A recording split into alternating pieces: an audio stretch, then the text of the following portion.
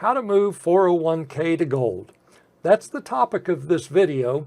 We're going to discuss all of the options that you have for moving your 401k money into physical gold. Let's start by setting the context for this video. Why would we want to move money out of our 401k and into gold? What's wrong with the traditional 60-40 portfolio? To answer that question, let's make sure we all understand what the 60-40 portfolio is. The traditional investment portfolio is 60% stocks and 40% bonds. It's a formula. You go to your financial planner, you pay them good money, and this is what you get. It's in their computer. They don't even have to think about it. All they do is they input your age and your income, and it spits out, okay, this is how you should be invested. As you get older, the percentage of stocks and bonds shifts a little bit to where as you approach retirement age, you're more into 60% bonds and 40% stocks. Now, there are two concepts that go along with this traditional portfolio. The first concept is that stocks are for growth and bonds are for safety. The second concept is that when stocks are weak, bonds will be strong and vice versa. So that's our traditional 60-40 portfolio. So what's wrong with the traditional portfolio? Well, there are periods of time where both stocks and bonds go down at the same time. In my opinion, we are entering in or already in one of those time periods. If we wanted to summarize the current economic environment we are investing in, we'd have to say inflation, stagflation. And if you saw Friday's CPI report, you'll know that inflation hit another high, and that report pretty much killed the idea that inflation had peaked and was starting to decline.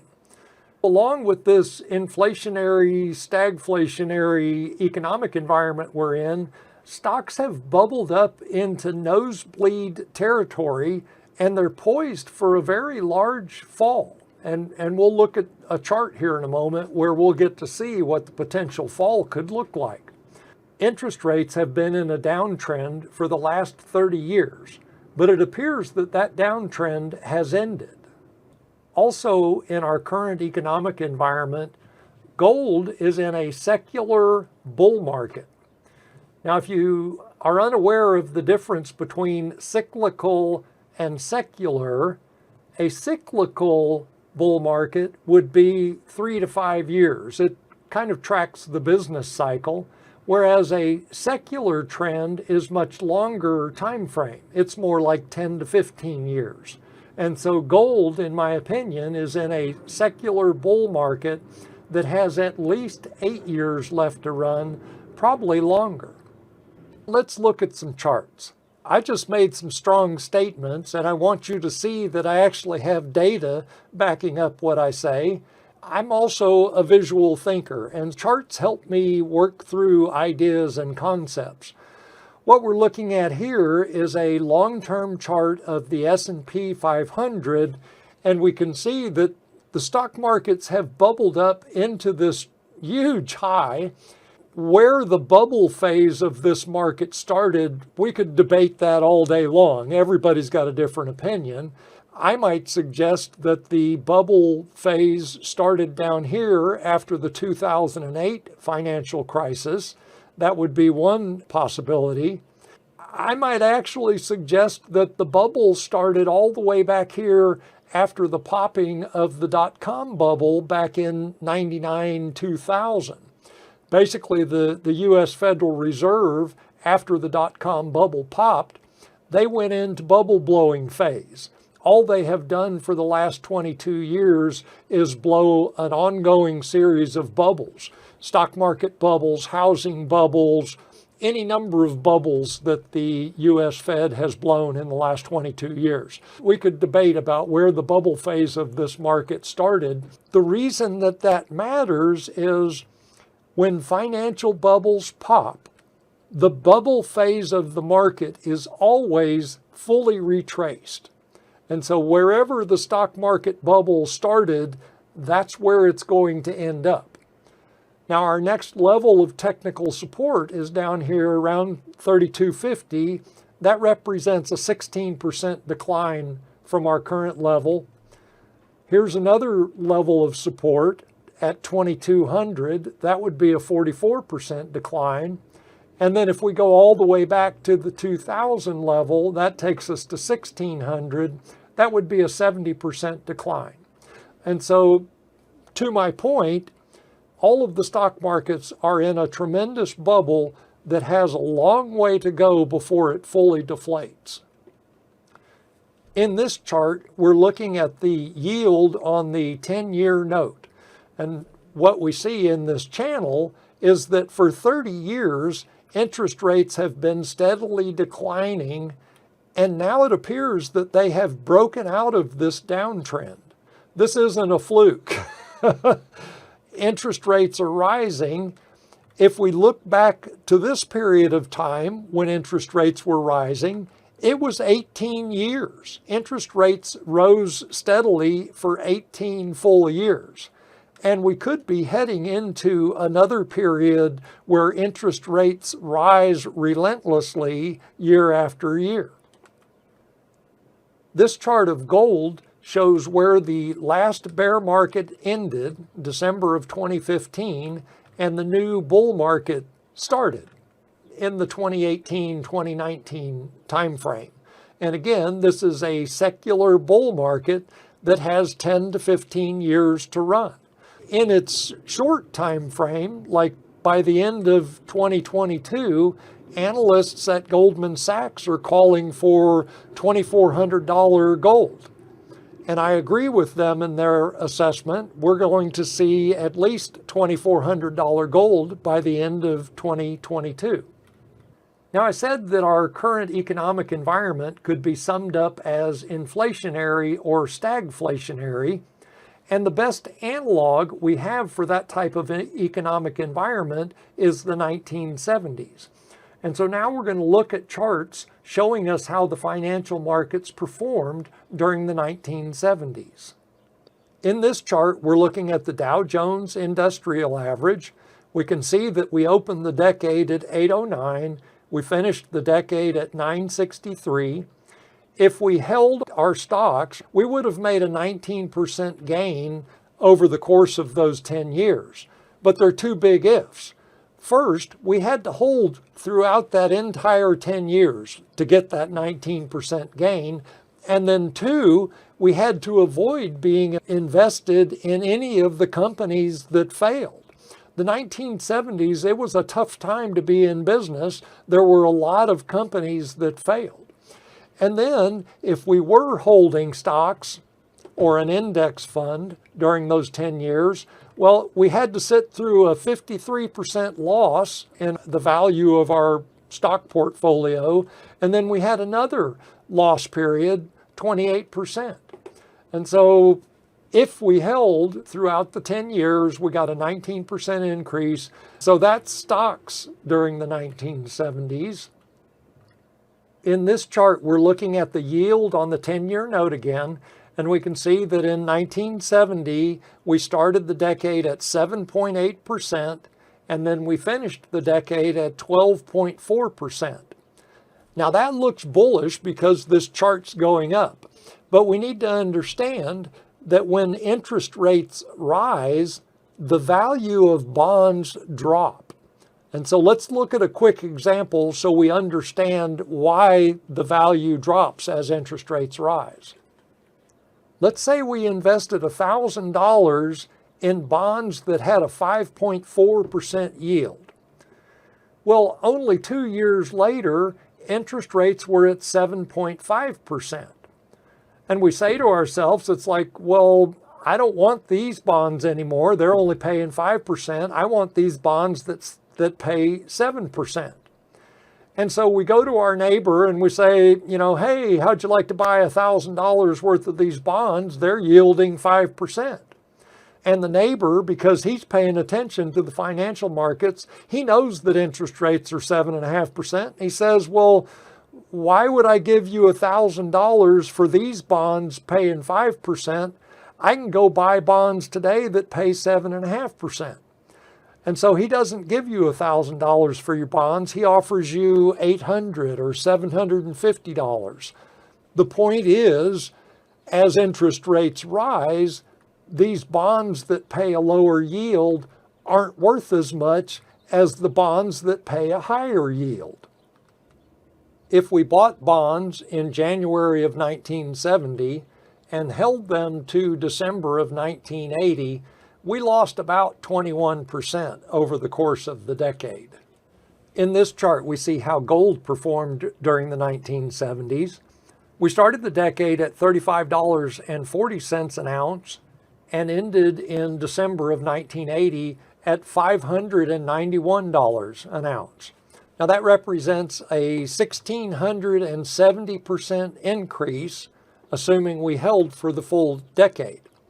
Now, if we were sharp enough to recognize that gold had peaked and managed to sell, we could have made as much as a 2,500% increase if we managed to sell at the exact peak. And of course, nobody sells at the exact peak. Well, liars do. There's a saying in trading circles that only liars buy the exact bottom and sell the exact top. Now, interesting, this is a side note on gold. Americans were not allowed to invest in gold until December of 1974. So it was right there when Americans had their first opportunity to invest in gold. And I find it interesting that gold suffered a 41% loss after that point. It's almost like there were entities who wanted Americans to be discouraged about investing in gold or to believe that gold wasn't a good investment. Now, I have to make a disclaimer, folks. I am not your investment advisor. I don't know what your unique circumstances are. I have no idea what your investment objectives are, and I certainly don't know what your tolerance for risk is. So I'm really not in a position to give you financial advice. What I can do is provide educational information so that you can go out, independently verify what I am telling you, and then make informed decisions about how to manage your own investments. Before you make any changes to your investment portfolio, please consult with your own investment advisor, financial planner, your tax consultant. Those people, they know you, they know your circumstances. They're in a much better position to give you useful financial advice. All right, now let's get into the meat of this video. I'm going to start by defining terms. Let's define what an eligible 401k is so we're all on the same page. An eligible 401k is any 401k plan that you participated in at a previous employer. You can take those 401k funds and move them into another retirement account without any taxes or penalties. Now, an active 401k, that's the plan you have at your current employer. The IRS does not allow you to move those funds. Basically, the money that you have in your currently active 401k, it's stuck there for as long as you remain employed at that employer. Let's do a little bit of a comparison between a 401k and gold. For starters, we're limited in our 401k to stocks, bonds, and mutual funds. And all of those investments are derivatives. Stocks are a derivative of a company. Bonds are a derivative of a company or a municipality, a state, a country. They're all derivatives. Whereas gold, well, gold is gold. Gold just is. Gold is the foundational money. Gold is gold. It's a tangible asset. It's physical. You can hold it in your hot little hands. Gold is real stuff. So everything we can invest in our 401k, it's paper, whereas gold is physical. All of the investments that we have access to in a 401k, they have counterparty risk.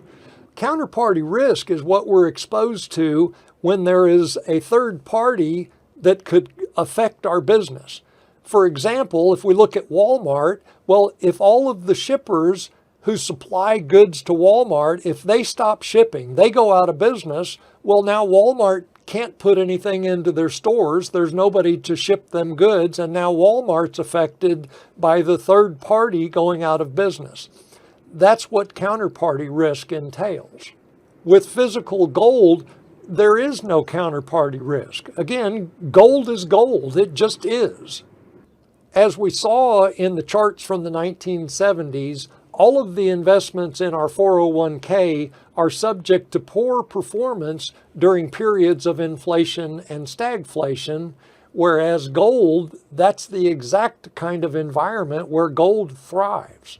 And in my opinion, we are in one of those periods now. No question about inflation raging. It's actually at 40-year highs right now.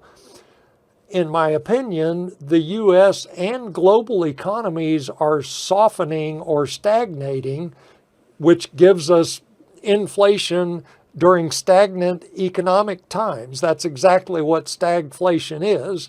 It's when you have high inflation and poor economic conditions.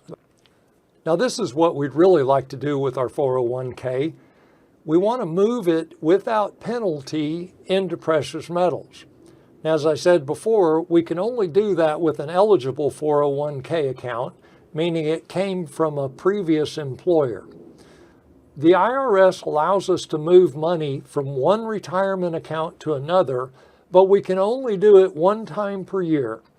If we do a transfer, we take a distribution from our existing retirement account, and then we wire or mail that money into the new retirement account. That's a transfer. We have 60 days to complete that transaction before the IRS assesses early withdrawal penalty and taxes. In a rollover, money is wired from the existing retirement account into the new account, and there's no risk of any taxes or early withdrawal penalties. Now, I explained the details of this process in my first video, and you can find that on the YouTube channel. You can also look in the description below this video where you'll find a link to get a wealth protection kit, which will explain exactly how to transfer your eligible 401k into a precious metals IRA. This slide shows all of the options we have with our non-eligible or active 401k account. Now, the first option really isn't an option because the IRS prohibits us from doing this. You'd think that we could just close that 401k, cash it out, pay the taxes and penalties, and go do what we want to do with that money. But again, the IRS, for whatever reason, doesn't allow us to do that. Once we have opened a 401k account and deposited money into it, that money is stuck in the 401k as long as we are employed at that employer. Now, the second option here, we can stop contributing to our 401k. There's no rule that says we have to put money into that account every month. Now, if our employer is matching funds, it probably makes sense to continue contributing, but we do have the option of not contributing. Now, we're only allowed to change our contributions one time per year during open enrollment season, which typically it's the fall. If we stop contributing to the 401k, we can then use that money to go buy gold on a monthly basis. Basically, we will save our money in gold instead of our 401k. Now, the third option, we could leave our current employer, and at that point, our active 401k becomes eligible for a rollover or transfer.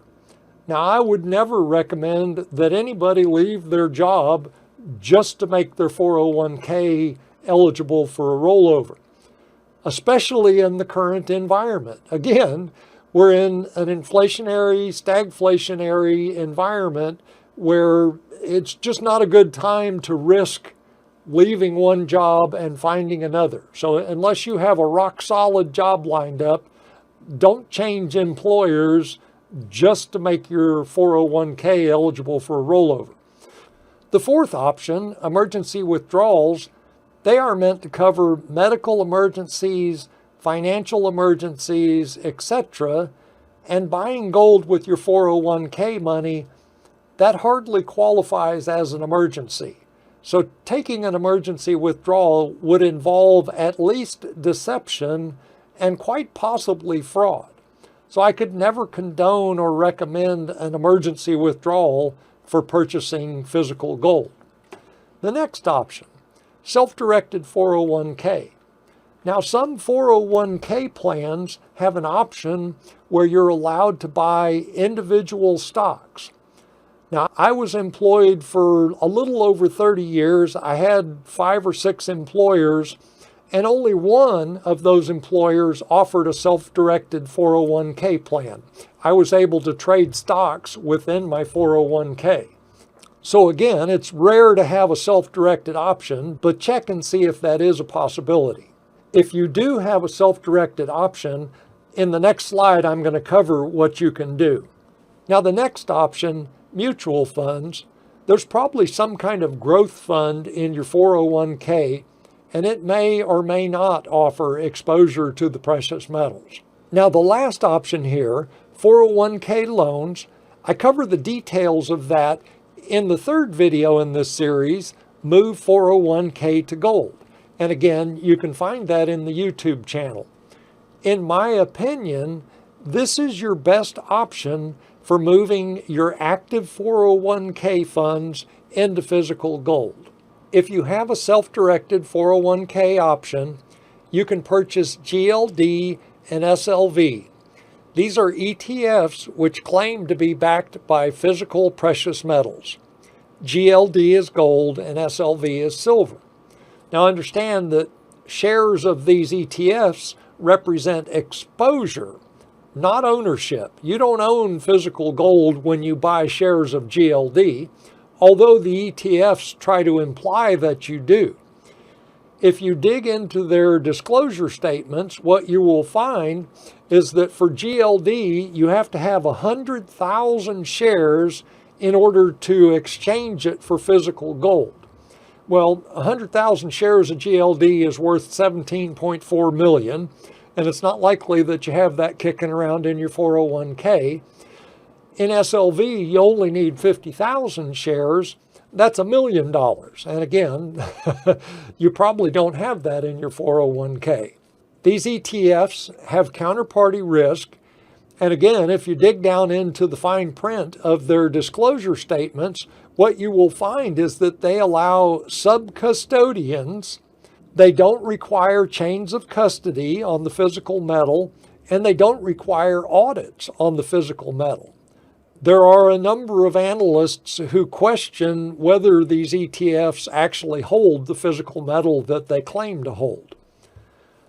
Mutual funds. Let's say that you do have a growth fund that offers some kind of exposure to the precious metals. Well, again, this is exposure to the precious metals, not ownership, and there are multiple levels of counterparty risk involved.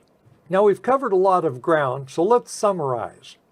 If you have an eligible 401k, which means it came from a previous employer, you are able to move those funds into a precious metals IRA. If you look in the description below this video, you'll find a link where you can obtain a wealth protection kit, which will tell you exactly how to do that. For your active or non-eligible 401k, you have several options. None of them are great. The first one, you can stop contributing and redirect that money into gold. The second, you could leave your current employer and then your active 401k becomes eligible for a rollover or transfer. Again, I do not recommend leaving your current employer in the economic environment in which we find ourselves right now. Not a good idea. You could take an emergency withdrawal, but that would involve deception at least, and quite possibly fraud. If you have a self-directed option in your 401k, you can buy GLD and SLV. That will give you exposure to the precious metals, but not ownership. You may have access to a growth mutual fund, which includes some amount of exposure to the precious metals. Now, your final option, and in my opinion, your best option, is to take a 401k loan and use the proceeds of that loan to purchase physical gold and silver. I'll cover the details of 401k loans in the third video in this sequence.